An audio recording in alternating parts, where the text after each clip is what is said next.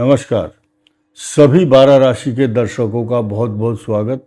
आज एक नया विषय, बृहस्पति और शनि की जो दृष्टि है, या ये दूसरे शब्दों में कहें प्लैनेटरी जो ट्रांजिट है, वो बृहस्पति और शनि की परस्पर दृष्टि का जो गवाह बना हुआ है, और ये दृष्टि का जो प्रभाव है, ये वैश्विक प्रभाव होंगे पूरे विश्व स्तर पर, और होता ही है, क्योंकि एक ग्रह के आने से और उसके समीकरण अगर अजीबोगरीब बन रहे हो पॉजिटिव, तो ये प्रभाव होंगे पूरे विश्व के ऊपर। अब यहाँ आपके जानकारी के लिए बताऊं, बृहस्पति की जो 1, 3, 5 यानी कि जहाँ बैठा वो एक है, यानी कि उस राशि को तो मजबूत और वहाँ प्रभाव डालेंगे अमृत तत्व रूपी दृष्टि। और दूसरा क्या है, तीसरी और पांचवी, तीसरी और 10वीं एक पाद दृष्टि होती है बृहस्पति की, नोट कर लेना, तीसरी और 10वीं। और दूसरी बात, 5वीं और 9वीं पूर्ण दृष्टि, और चौथी 7th जो है पूर्ण दृष्टि है, 3, 5, 7। अब एक नया खुलासा, लोगों में हलचल पैदा होगी, यानी कि पहली और 10वीं तो एक पाद दृष्टि, यानी कि 25% प्रभाव 1 और 10, 3 और 10 रहता है, तीसरी और 10वीं, और चतुर्थ और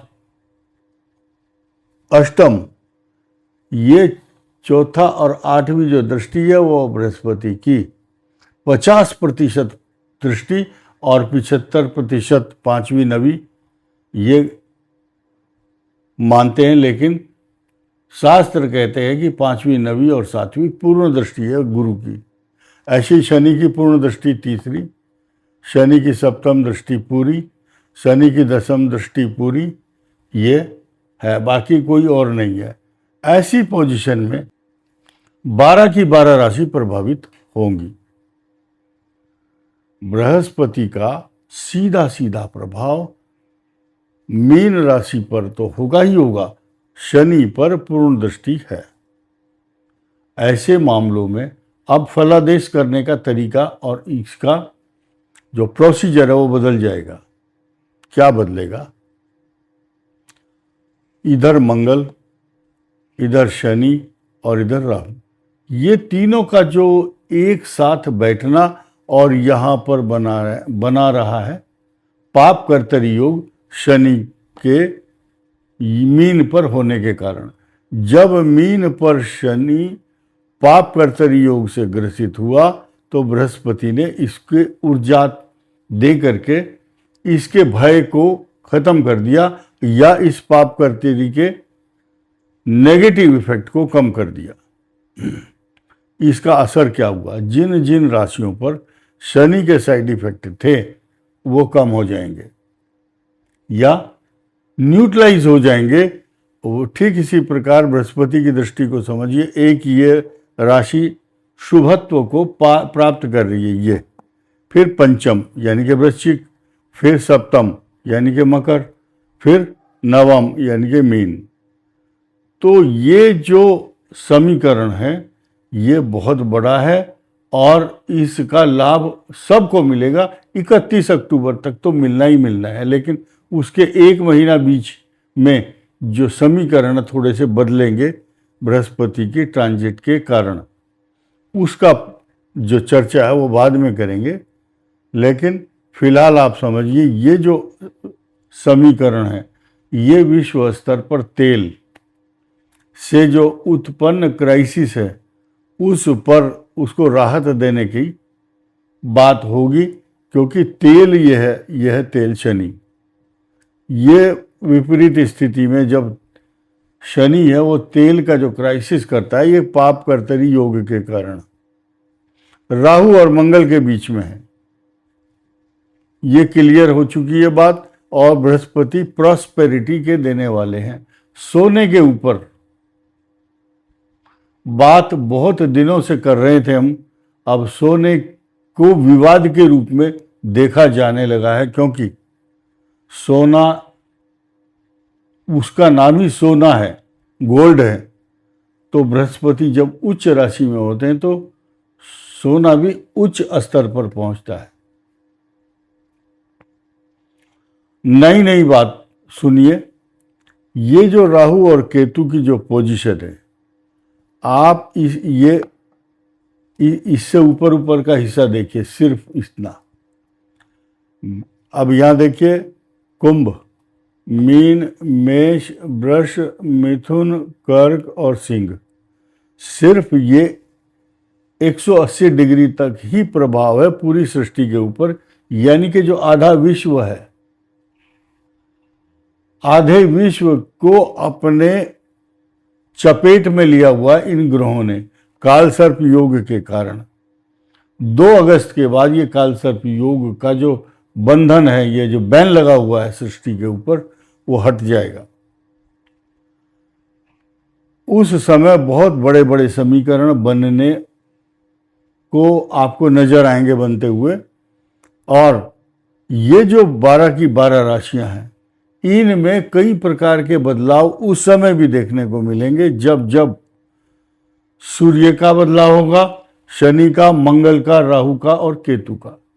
फिलहाल तो ये समझिए, ये प्रॉस्पेरिटी बृहस्पति और शनि की जो के द्वारा जो दृष्टि है, ये प्रॉस्पेरिटी देने वाली है, समृद्धि देती है। और किन किन राशियों को ज़्यादा देगी, आइए समझते हैं।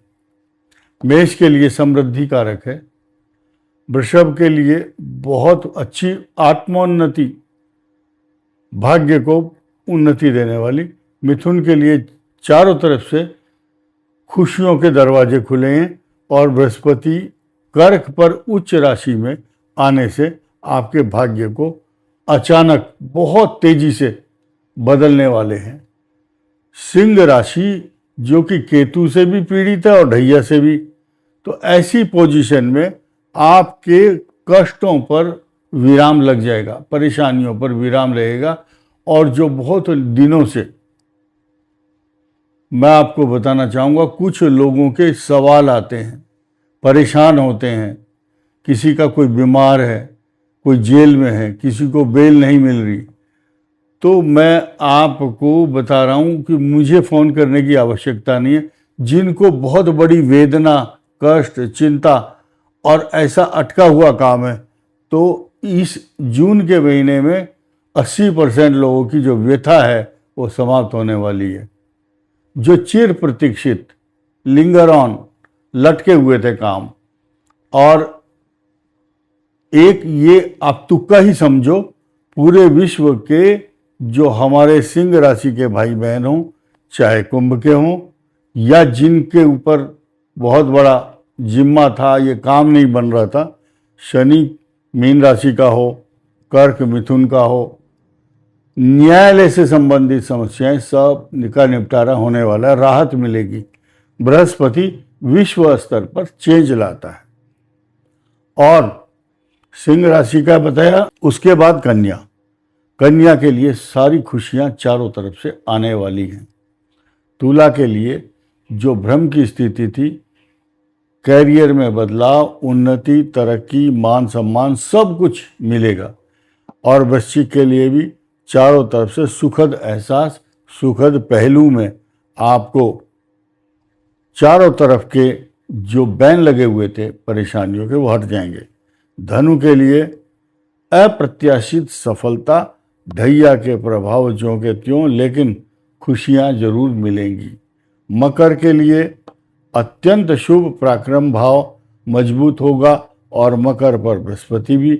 ये तो चारों तरफ से दोनों हाथों में लड्डू हैं और मुख के अंदर घी शक्कर, क्योंकि इधर से भी आनंद और इधर से भी शनि का आनंद है। कुंभ के लिए आने वाली जो समस्या है वो सब समाप्त हो रही है।